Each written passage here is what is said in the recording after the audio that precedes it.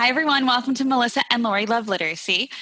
We are super pumped up for our guests today, or tonight, I should say, because we're podcasting in the evening. We have two comeback guests. It's their second time around. Melissa, how excited are you to talk to them tonight? Well, it's so great to have our good friends back, but it's really exciting because school starts for them tomorrow for teachers, and we get to talk to them the night before. It's like the night before school starts. It was the night before the first day. All right, so Katie and Kyair, thank you so much for coming back again. Your podcast was one of the top listened to, so we know everybody is used to hearing your voices, but welcome back. Hey, good evening, everybody. So tell us a little bit about what you've been up to since we last talked to you. We know we've had some virtual learning stuff going on. We know that you're getting ready for the school year coming up. What are you thinking right now? Kyair, we'll start with you.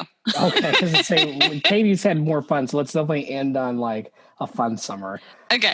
So summer's been really busy for me. So there's a course that I teach through Johns Hopkins with Urban Teachers. It's a race and equity course. Given some of the events, that happened this summer and this late spring, right? It was a very relevant course to be teaching. I did virtual learning with the incoming sixth graders, or those rising sixth graders at Waverly, 4 days a week, which was super cool. We had a town hall every Friday. So that was kind of nice to get my feet wet. Facilitating professional development with Wit and Wisdom and kind of virtually traveling to all parts of the country, including Alaska. Yes, that was nice. Today, right? Yep, that was today. So if I sound jet lagged, although I guess nobody can see me doing air quotes online, but whatever. Anyways, I just feel a little jet lagged, so to speak. But it's been a really fun summer. The one thing that I'll end with that is really on my mind is there's still this idea of like cautious optimism, right? That I'm unsure what this fall is going to look like. And I am a little worried about how we get the literacy supports to all of our students and do that virtually with the same potency that we would if we were in person in brick and mortar. But there's the optimistic side, though, that we're still at this people say inflection point. We're just at a moment and a crossroads in education where we could be so much more than we currently are. And it would be great that if instead of folks, coming at the district ready for a fight, that we could just look at some objective facts and say, we could really rethink teaching and help all students, especially Black and Brown students, improve their literacy outcomes. How do we do that together? So let's put down the, weapons, let's sheathe our tongues, and let's really get better at the teaching aspect. So I'm just optimistic that education as we know it could be so much better. But in order to do that, we have to do what's right instead of being concerned with being right. And that seems to kind of be the dialogue nowadays. So let's talk about education. Let's talk about curriculum. Let's talk about how we make teachers better and how we can support parents and families. That should be our objective, not this us versus them, even though the same goal is students. So all that other stuff in between is very silly to me. It's very silly to us too. We agree. Katie, welcome. How have you been? Hi, I'm so glad to be here. Thanks for having us again. Since last we talked, we were reflecting on our first year of implementation, correct, Kyair? Mm-hmm. So, since then we had a very successful second year of implementation. I would say even successful after March. Mm-hmm. Many teachers worked really hard to keep it going as well as we could, and we learned a lot from there that we're going to talk about tonight. But over the summer, I've been working a lot with my ILT to figure out what this is going to look like in the upcoming year, doing a lot of advanced planning, doing a lot of PD on virtual instruction and how to make the best of it. I've been reading the distance learning playbook, which I really think is a must read for all teachers right now. And I've been doing a lot of parent town halls and just getting input from families and stakeholders. And like here, I've done a bunch of Wit and Wisdom PDs as well. And mainly fielding questions about what this looks like virtually and how we can support our students virtually. And to be honest, Kyair and I actually did, my last session was Kyair and I were both co-facilitating, which was great. Yes. But I think people just appreciate the fact that Kyair and I are both like, it's not going to be the same, and it is going to be a challenge. But we can do it. And we've been just trying to share what has worked for us with participants and some just concrete strategies. So it's been great to network with other educators who are in the same situations as us. So we've been keeping busy, and all of a sudden school starts tomorrow. So I'm in a flash. Yeah. Yeah, Katie, I was going to say, I mean, what you said is exactly why I think people really listen to the first podcast with the two of you. Because, we were talking about like change to the new curriculum, and you guys you really gave a really nice way of thinking about, yep, it's different. There are things that are hard, but there's also so many positives for it. And I think that's why we really want to talk to you guys tonight too, because I think we're in a similar boat again, right? Yeah. It's like, coming full circle. Things are changing again, and it's hard, but there's some positives in there too. So I'm excited to dig in with you guys tonight. Awesome. I think the thing that's sticking with me is that you all have a high quality curriculum, and that's something that's really important to name moving forward. Like, obviously this podcast is framed around that, but for teachers who don't, that's, I think, going to be even a big struggle. We had Jared, I'm going to say his last name right this time, Melissa. Markle? Is it Markle? Markle. It's like, I don't know if it's his Tennessee accent. I'm not saying it. I follow him on Twitter. I know, but it looks like Miracle, and it's Markle. You thought it was Miracle. I said it wrong. He said everybody's teaching, when everybody teaches from the same playbook, that's like one of the keys for, the first key really for virtual learning. And we totally agree. So we know that you all are stepping into your virtual classrooms really soon. Tomorrow you don't have students, but you have students, they come back September 8th. Yeah. That's right. Yeah. So can you tell us a little bit about like everything that is going on? Like, what are your schedules looking like? What are you feeling most nervous about? What platforms are you using? How are you going to be translating the curriculum?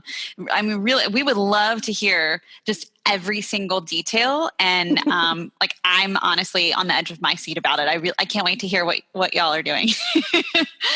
You just asked a lot of questions. I know. And then maybe Kyair, you can answer. How about this? Yeah, when you get tired, just sort of like tag me in. All right, I got you. Yeah. So to be completely transparent, I went into the building today to get some technology because, we've been thinking about how this is going to look, right?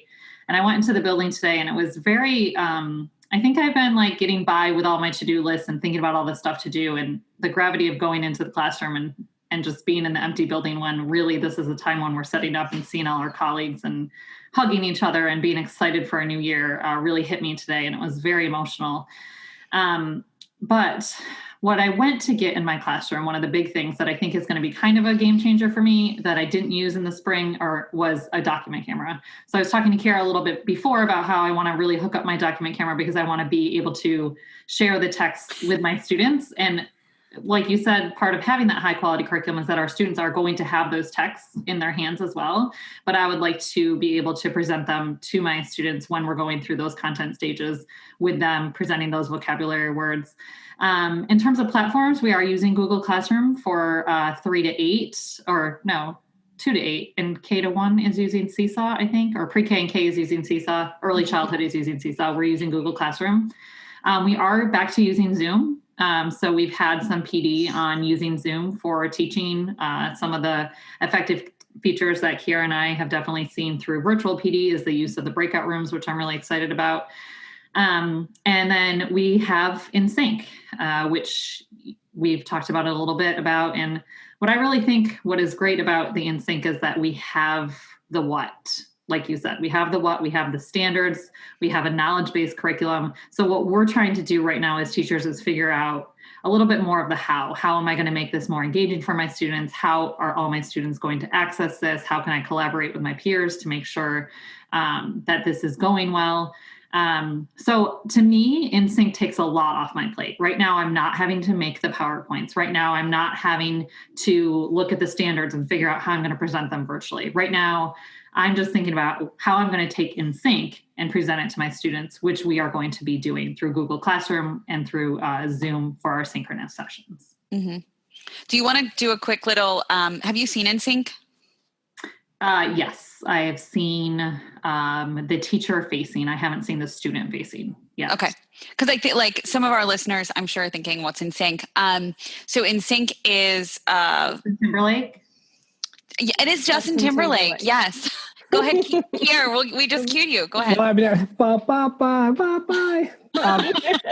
I'm also unsure if I'm singing Backstreet Boys at this point, so I don't know which one is bye, bye, bye. You know what? I'll see myself off this. Here,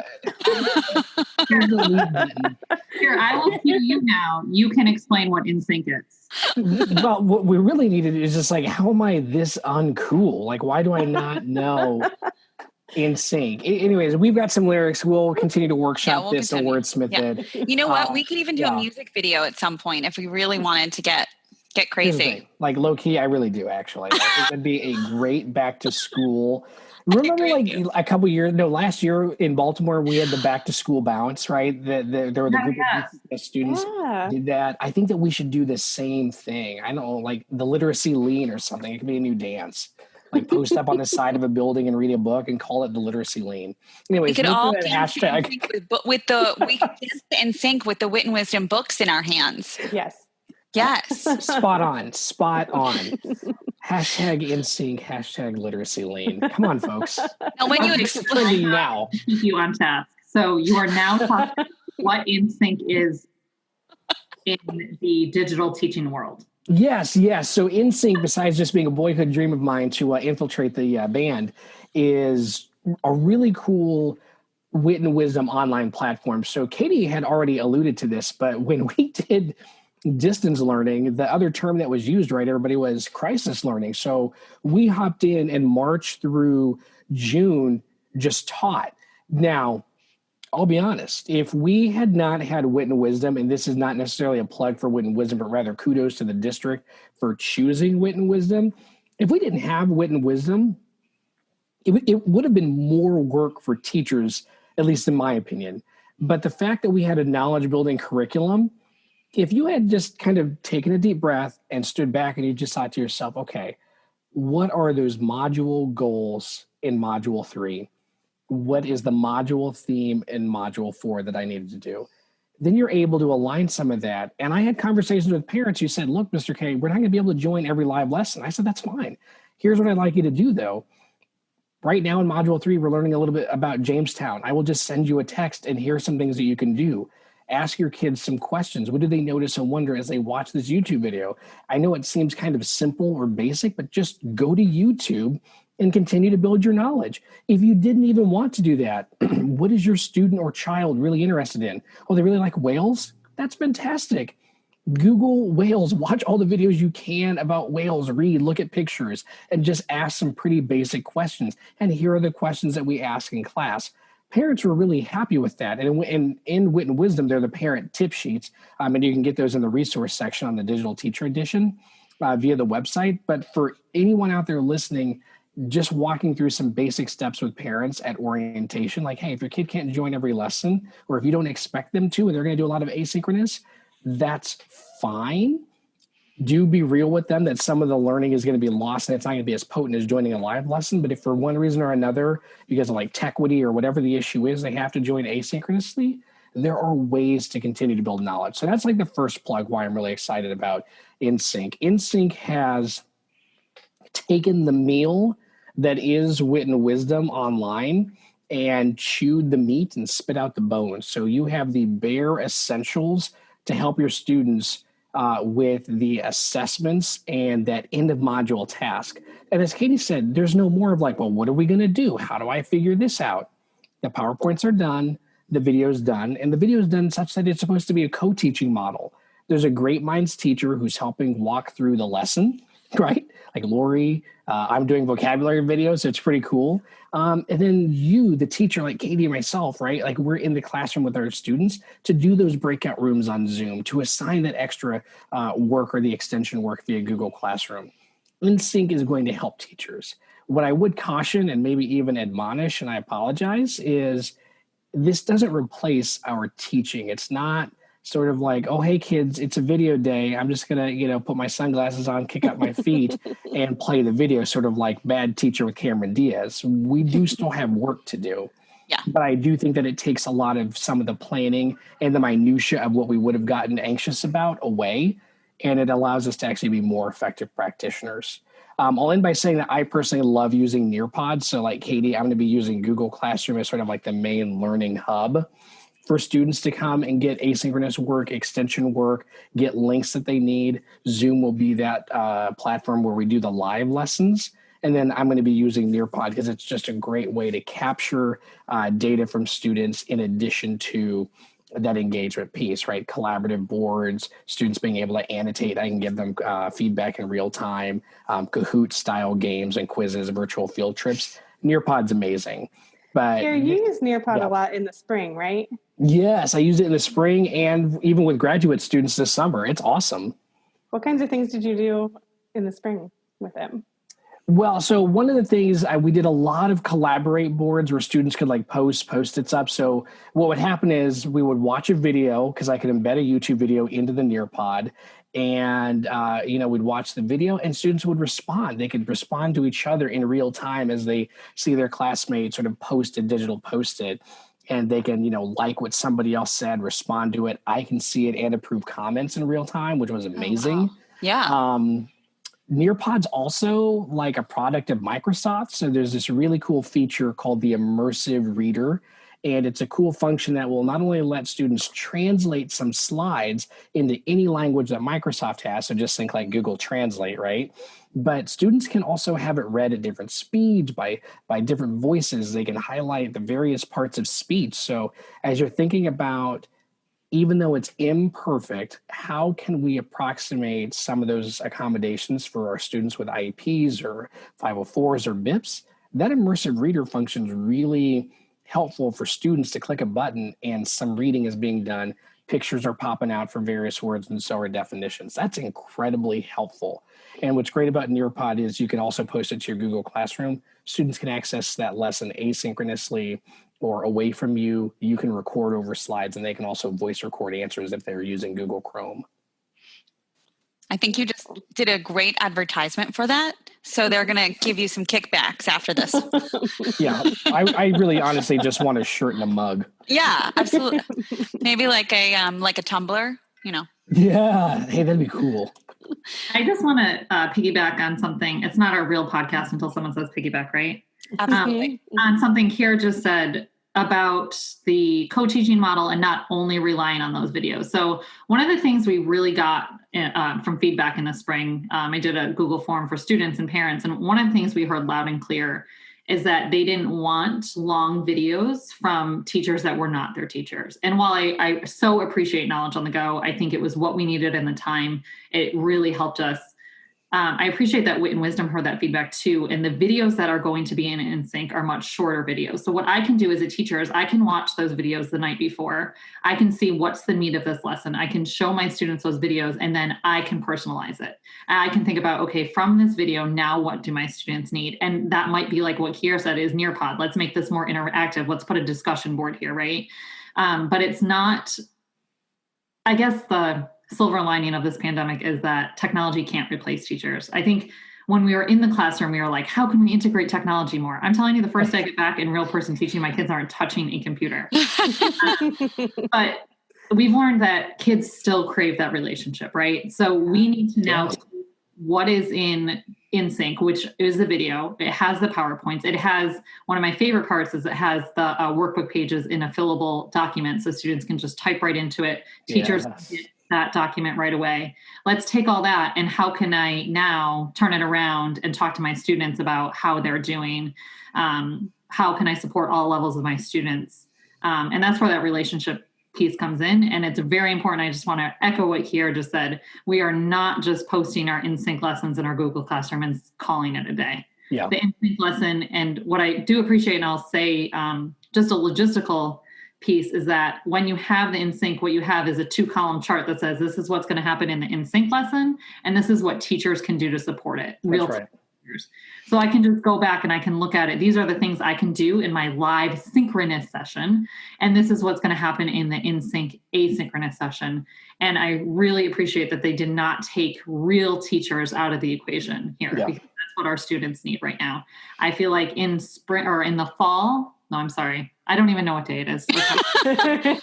What season? Whatever season it is. In the spring, we got by because of our relationships we established. That's right. We did.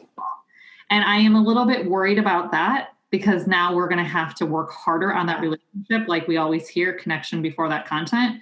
And that's what we need to do more of. In-sync is going to be vital for us, but it is not replacing the real hard work that teachers are going to do every day to get that content, but build a relationship with the students online. Yeah. I was going to actually ask you when you were talking, Katie, about that, because I'm not going back into a classroom, but if I was, I feel like that's what I'd be most nervous about is, how do you build relationships over the computer? I know.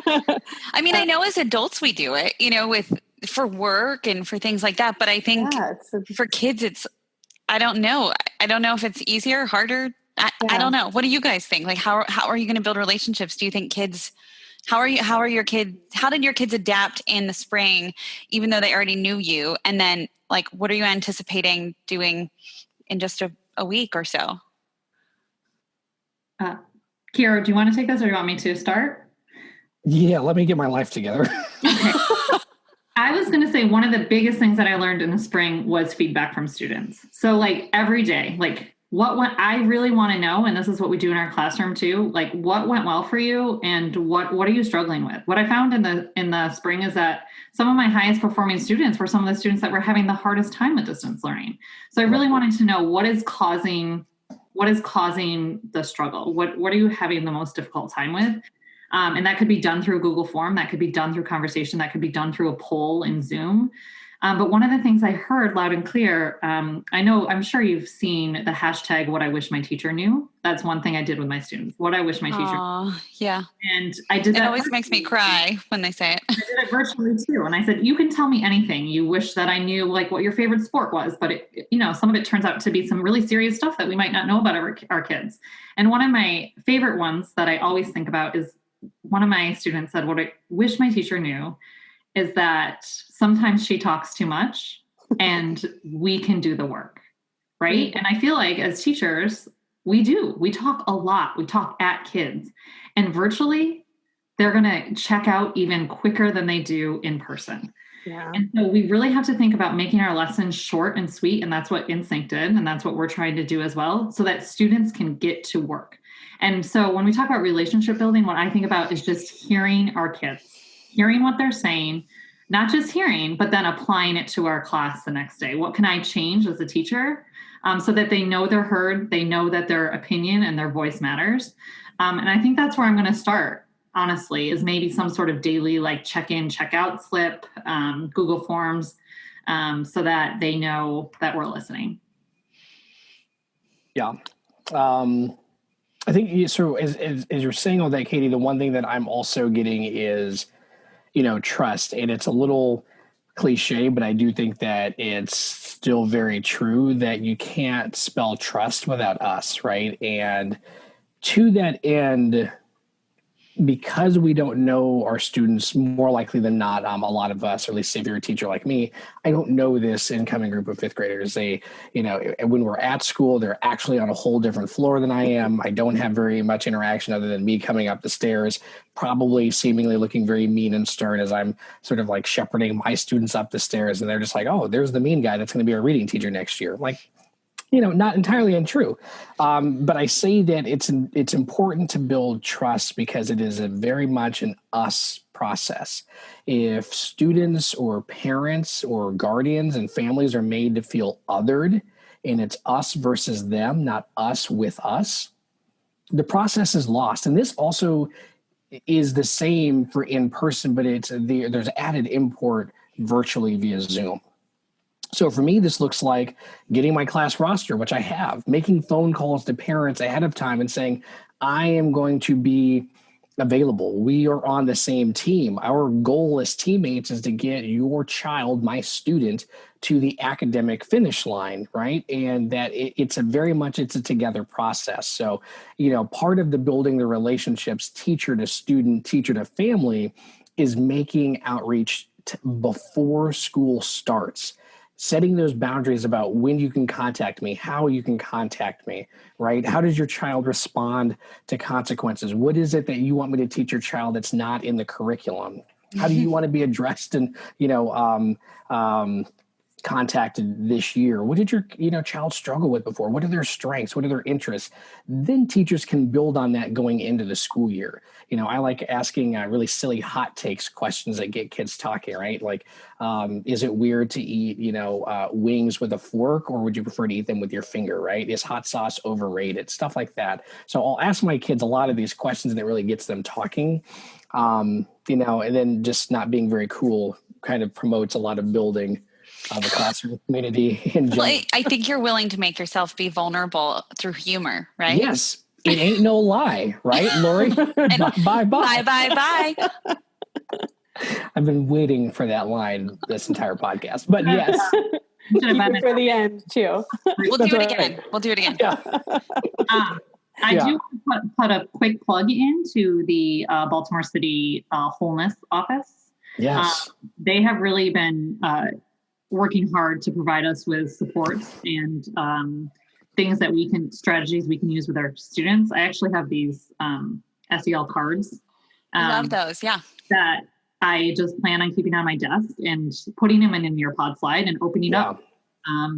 This one I just opened to a random one. It says, describe some ways you let others know you respect them and what you respect about them. Yeah, so this is really awesome. These are, district things. District is really pushing the student wholeness and how we can build it into our virtual lessons as well. And I really do feel supported by them in this work. Yeah, I'm hoping to that end, Katie, that there's a way that I can adhere to the district sort of like minute and scheduling requirements in my school, because what I did in the spring was of the 5 days, 3 days were sort of content days. So I'd go Monday, Tuesday, Thursday, where I would do a wit and wisdom lesson. Wednesdays, we'd stop and do an entirely SEL lesson. We learned how to write, haikus and other forms of poetry all throughout April. Friday was all about what I called the Friday focus, right? Affirmations, acknowledgments, and apologies to ourselves and to others. And that was the entire lesson. So I'm hoping that there's a way that I can incorporate some of that, which touches on the district's push for SEL. Because I mean, you know as well as I do, Katie, that part of what's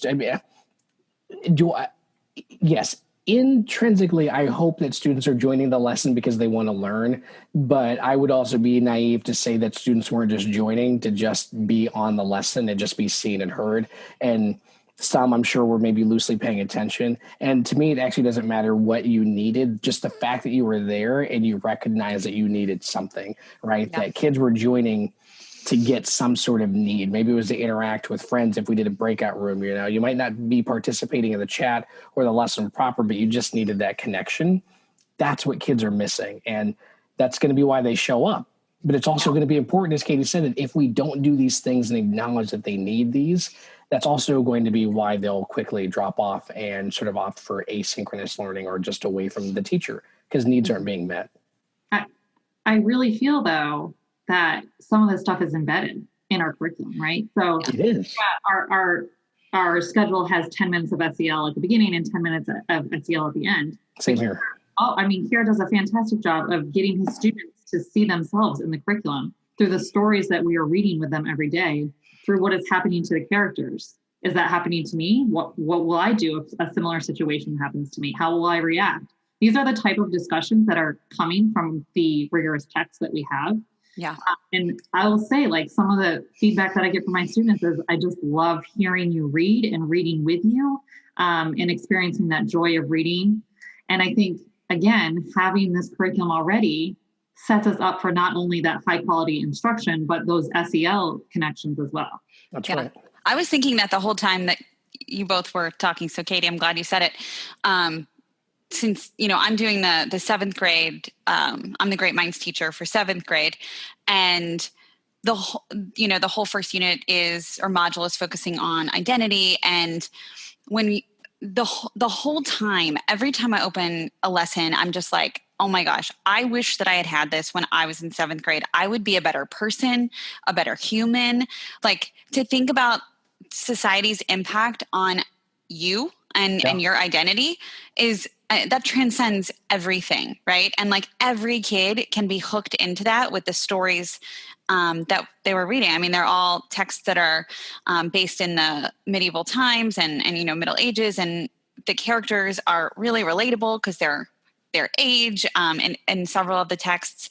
And it's just those topics are so exploratory that I was hooked again as like the inner child inside of me. And I just kept thinking, if I were in seventh grade, how much I would have grown as a person to engage in this module of study. And, I wish that every child has that opportunity to engage in this, deep thought and really exploring these topics. So, some of the topics I know, do you guys want to share your module 1 topics just so those listening? I mean, do I? Yes. So here's the thing. And this is exactly what Katie was talking about. More often than not, sometimes you'll hear teachers that are teaching wit and wisdom say, I don't see my kids in the curriculum. I'm unsure how to make this come alive. The module topics are really important topics that kids should be exposed to. And I also know that, in this district, our superintendent, Dr. S, talks a lot, our CEO, I should say, talks a lot about windows and mirrors. Like, we want our students to see themselves in the characters and in the module, but we also want to expose them. I mean, I think that if we're talking about equity, it's also unfair to say that it's only them, but rather, as teachers, if we believe in the science around building background knowledge and the importance of building knowledge in general, we understand that if we're looking for high engagement, high expectations, rigorous text, and students doing a majority of the thinking, that's loosely pulled right from the opportunity myth from the new teacher project. But I say all that to say that, like, exposing students to those is not enough. Teachers also have to see themselves as equity agents and providing those opportunities in the classroom. Now, I'm not saying that some of our kids will never travel and get those experiences. I'm not saying that. But if we can provide a level playing field in the classroom, it's incumbent upon us to do that because we can do it. So we should do it.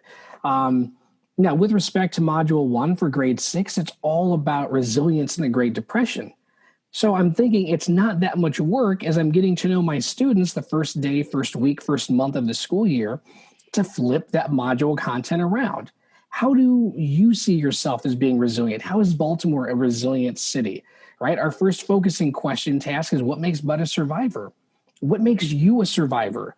Or our essential question is about, how does enduring hard time or tremendous hardship lead to personal growth and transformation? What hardships have you gone through in your life that led to a better outcome at the end? Like, you're better for this hardship, right? Those are easy module connections that students now are able to make text to self connection. And I know that that's a little de-emphasized in wit and wisdom, but when we're talking about how do you build that rapport and how do you do that virtually, what was the Rita Pearson TED Talk, right? That, like, kids don't learn from people that they don't trust or like. We have to show, as Katie was saying, right, that building the relationship before the rigor, right, and the curriculum, this is how we do that. But we're also using the curriculum, or at least some of its themes, as a vehicle to get there, and that's okay. So making sure that we ask these questions, teachers should sit down, look at your module topics, and just find, where are those lines of differences and those lines of similarities, and how can I make this approachable and palatable to students? Oh, resilient. How are we a resilient people? How are you a resilient person? How is our city resilient? Or whatever it happens to be. Second grade's talking about change in the weather. How do people change? How does somebody doing or saying something to you change your mood or your attitude? How have you grown since the first grade? Pretty easy. And it's still related to the module theme itself. Yeah. I want you to know that when you said the module, you were talking about the module, every single person on the screen had a little smile, like thinking about resilience. And I was like, see, that's why it's a big topic to talk about. Like, I don't know if you all realized that you did that, but everybody went like a little half smile, like, oh, resilience. That's so good. I think like resilience, right? Like what they're doing right now. Oh, Melissa, we can't, you went, your mic went, there you go. Yeah. Can you hear me? Your mic went down a bit. Is it just me or can you guys hear Melissa? I can't hear her. It's a little low. You can't hear me? Yep, that's better. But you can't wait for Better? the baby, so. Better. We'll go with that. That's better. You're better. You're good now. Go ahead. Say it again.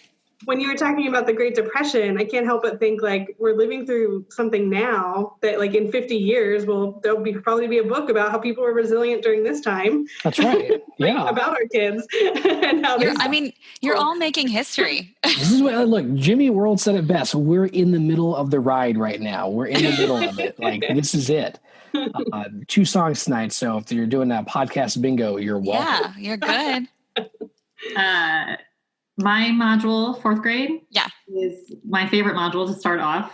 And I'm sure, Kyair, if you could think of a song to go with my module, that would be great. My favorite to start the year off is a great heart. So how do you show a literal great heart and how do you show a figurative great heart? So we start the year and talking about the inner workings of your circulatory system, and kids love, I was worried at first because words like plasma and very scientific vocabulary in there, hemoglobin, like my kids aren't going to be able to read these words. They love reading those.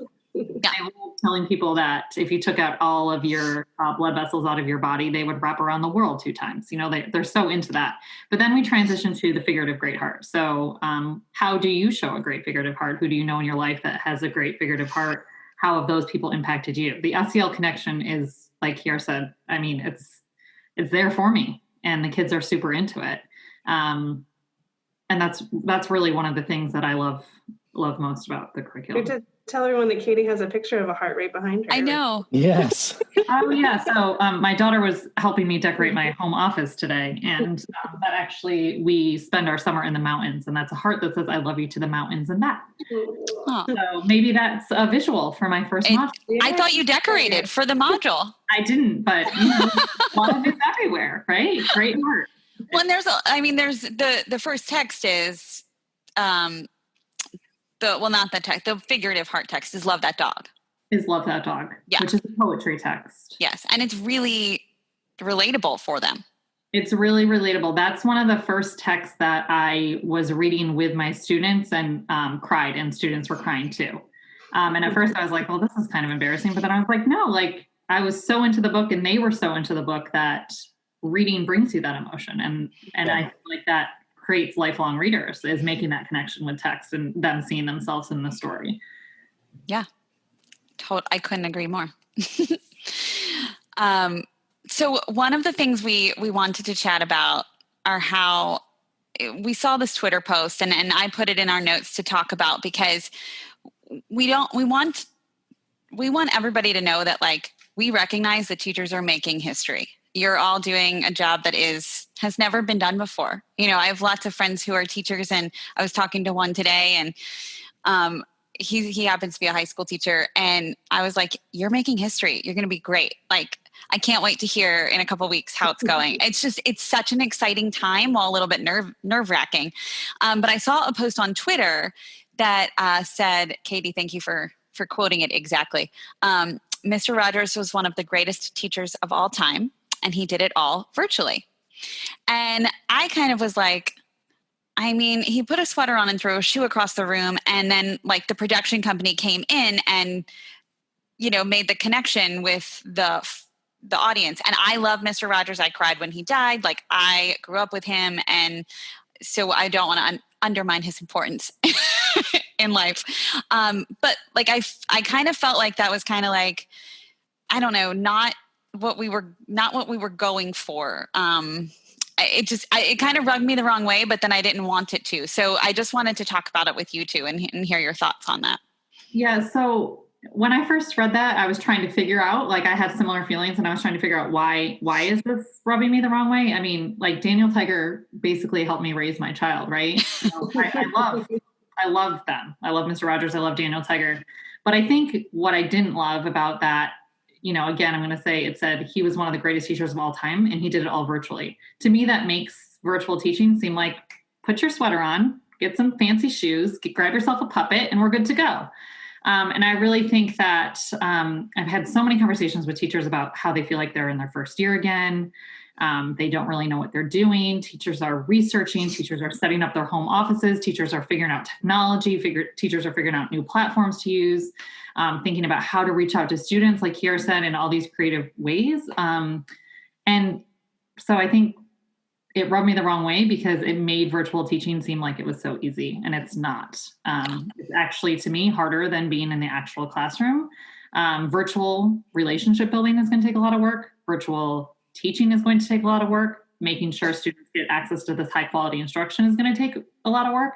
And don't get me wrong, we're going to do it. Educators are going to do it, but it is not a matter of holding up puppets in front of a screen and magically getting our students to learn. It takes a lot more work than that.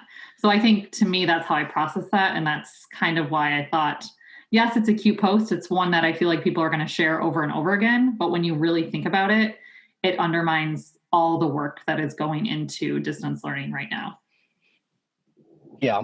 And, to some extent, there's also this sort of, and I know I've seen this with, seen this with teachers is, this isn't what we signed up for, kind of mantra, right? Mm-hmm. And, I don't begrudge any teacher for thinking that, you're right, but we also didn't foresee a global pandemic that is kind of like all but shut down the world, at a various, point. That this really truly is a weird kind of zeitgeist moment, and we're just trying to figure out what side of history are we going to be on? Are we going to be on the side that was like, well, it's okay. Here's a generation of kids that didn't get all the learning and we didn't maximize it. We had a hand in that. I really don't like that idea of complicity. And I understand that this isn't what we signed up for. We didn't sign up to be talking heads on a Zoom screen. We didn't, sign up to be Best Buy Geek Squad members or Apple Genius Bar, attendants. I get that and I respect that. But, as people that I respect like to say, either you chose teaching or teaching chose you. I don't know any teacher, and I'd love anybody to just pop on, or if you're in the, podcast sphere, to, I guess, at me, because I'm just kind of curious, who was voluntold or forced into teaching? You chose it or it chose you.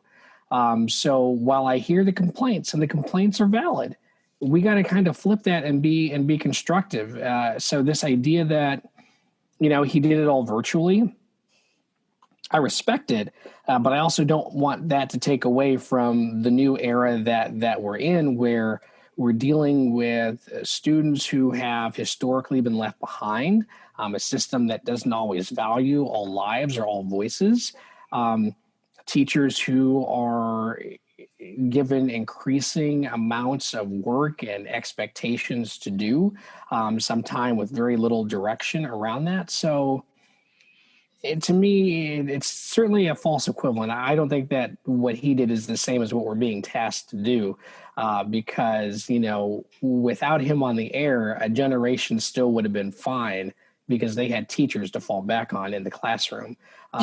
If we fail to do our jobs, there will be consequences to pay short and long term for just the overall health of a society, because they can't go into a classroom or turn somebody on TV. So it's a bit different, but our consequences as teachers for not doing it, either because we're unwilling or unable, are going to be dire. And I don't mean to sound bleak, because there's also a really cool opportunity here, but not acting is unconscionable. Yeah.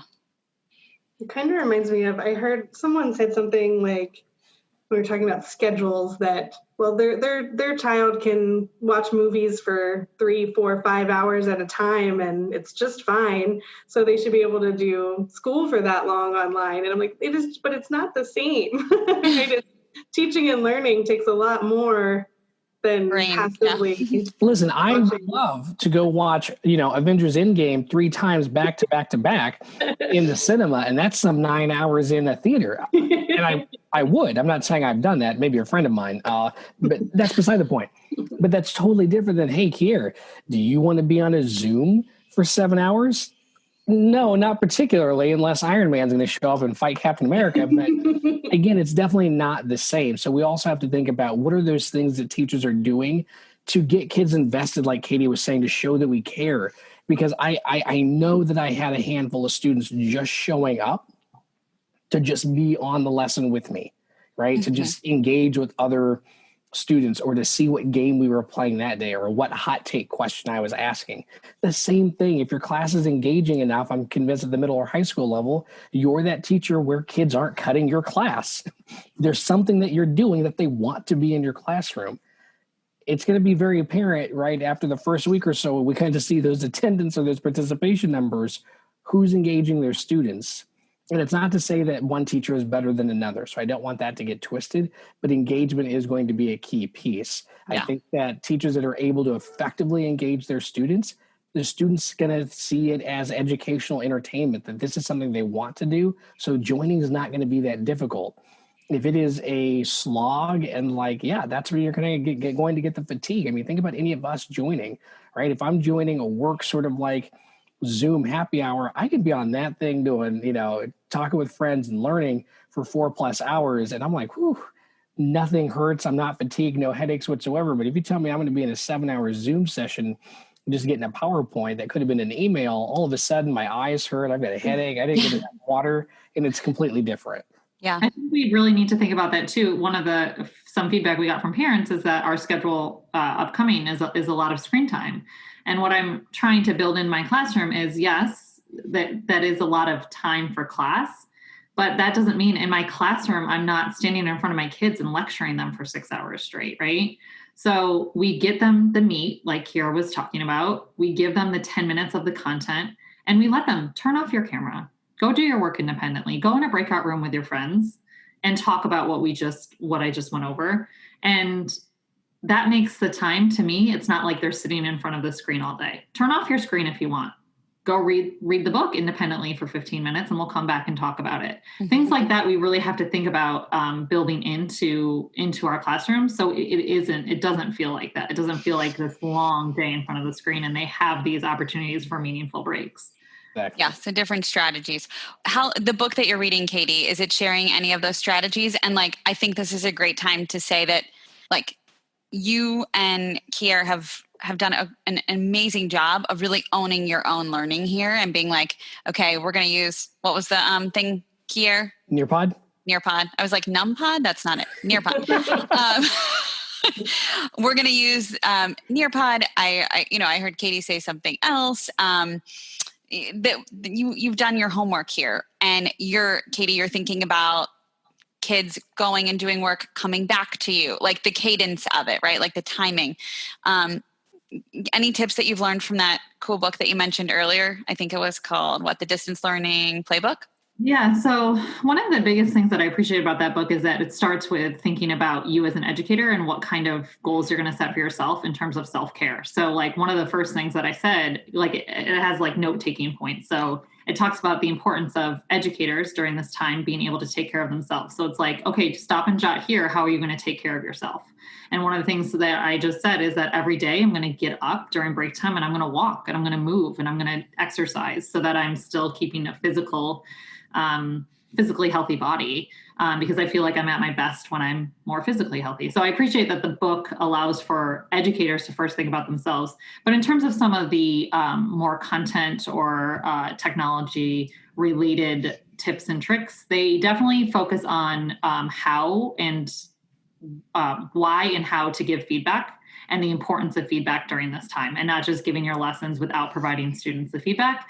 And then there's also a lot about content and breaking up that content and making sure students have time for that practice. And there's a lot of strategies in there. I really, I recommend that. I wish I could go over all of it, but it's an easy read. It's a quick read. And I think it's an easy book club for teachers to involve themselves in and to study and I know it's like one more thing that teachers really might not have time for, but I feel like it really made me be like, okay, I can do this, right? And I think a lot of teachers are very anxious right now about how they're going to do it. And so reading that made me feel like I could do it.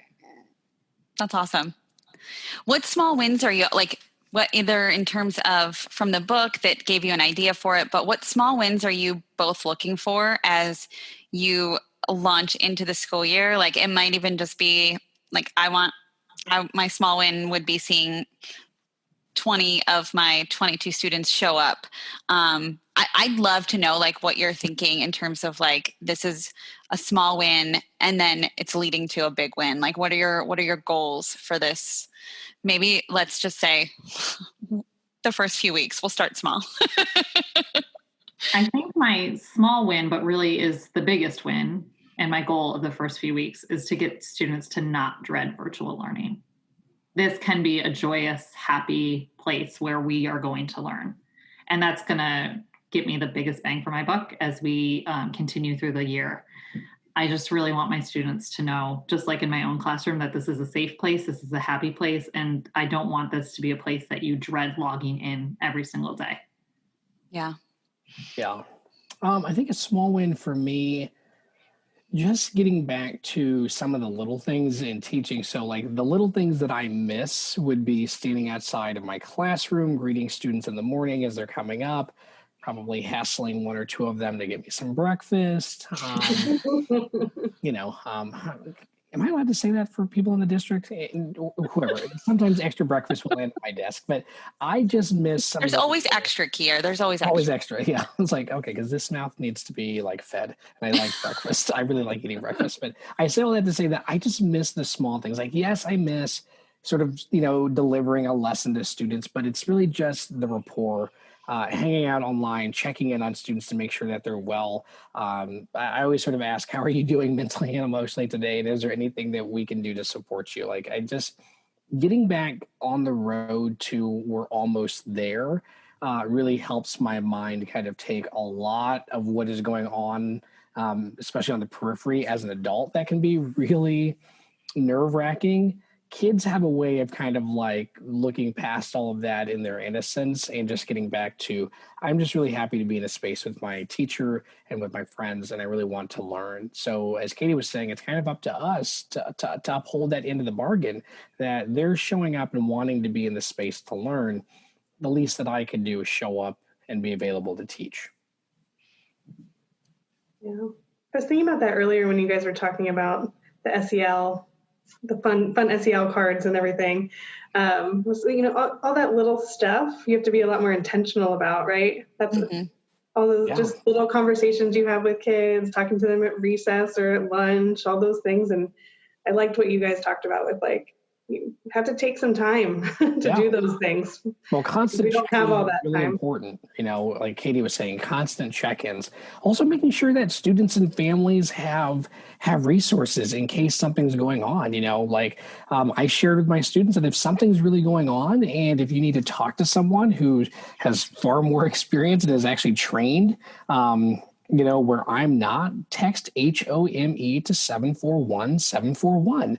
And we talked about, what are those things that you should be talking to family about and what are some things that you might use that line for? But, when we talk about a lot of maybe some things that are going on in the life of a student, there are a lot of things that can impact learning. And I'm not saying that we've forgotten about this, but the building itself, even though we know that some buildings are wanting on resources or whatever here in the district, the building also neutralizes and equalizes a lot of hurt that might be going on outside of school.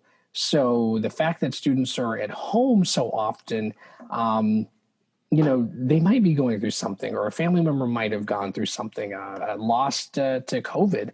Again, as much as it is important to focus on SEL, we always have to be checking in on students. We need to be checking in on ourselves because of secondary trauma that we're incurring, bearing the brunt of making history, as Lori said. That's a lot. Like, my shoulders are pretty weighed down already. And the weight of this is on every teacher's shoulders. Collectively, I think that we can kind of help lessen some of that burden by just working together. Yeah. Oh, so I feel like you've already given a ton of advice so far, but we're going to ask y'all for one more piece of advice. If you can leave the teachers, the administrators, the moms and dads listening, what is one piece of advice that you would give them heading into their first day of school tomorrow? Ooh. Well, so mine will be twofold. I think when it comes to professional development, right, if you're a teacher here in Baltimore City and looking forward to August 26th, or just PD in general, go back to the basic norms of assuming best intent, valuing your voice and experience and what you bring to the table, and making sure that you can be present, like mentally present in everything that's going on. Recognize that you don't have all the answers. Like anybody can be an armchair CEO, right? Anybody can be the armchair chief academic officer, but recognizing that we don't have all the answers, and it's going to be tough to expect others to have all of them too. It's that sort of like accept and respect non-disclosure and non-closure sometimes that you might see in a training. Mm-hmm. I think that that's how we have to approach the year. Advice in terms of meeting our kids: reach out to parents and families, guardians before. Build a connection with the students. So as I'm making my calls, I want to talk to the student if they're at home and free, in addition to the guardian that I'm making contact with.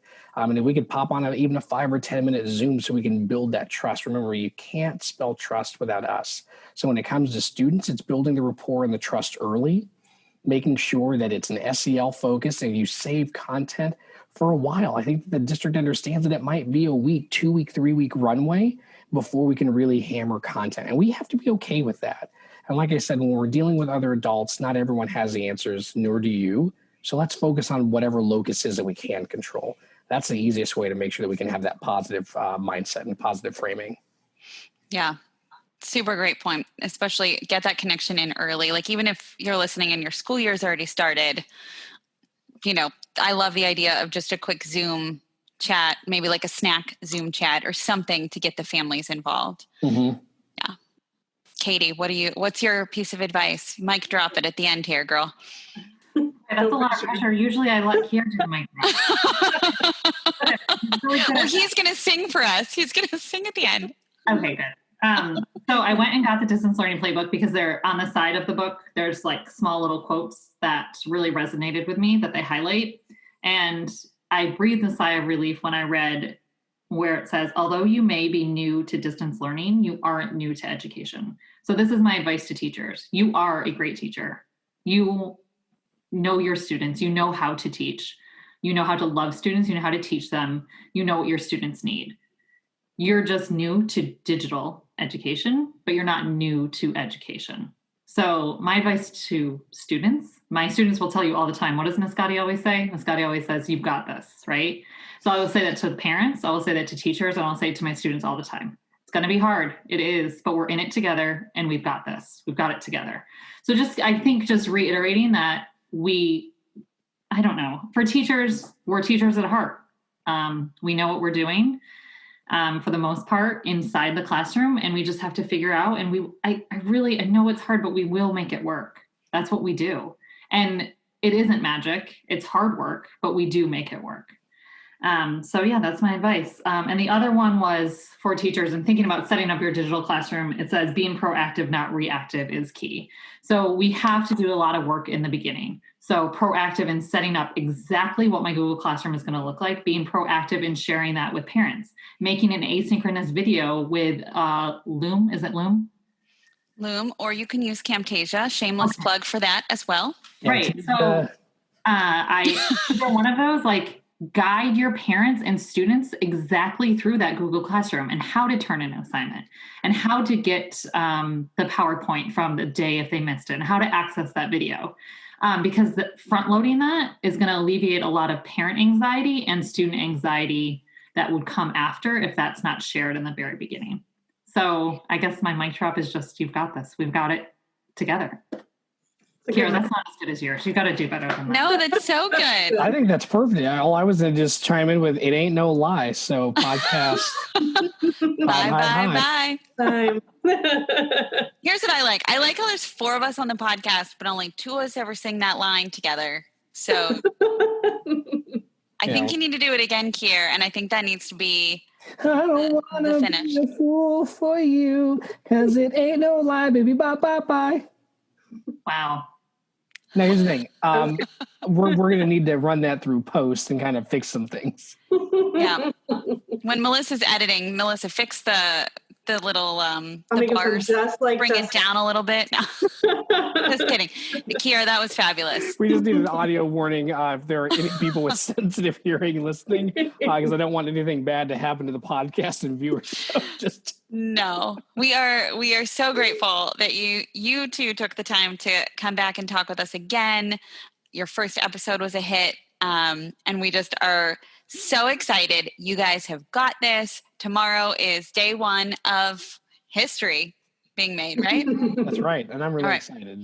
So we're going to say good luck and have the best first day ever. Awesome. Thank you. Thank you. Thank you, guys. Bye, guys. Bye. Good night. Bye.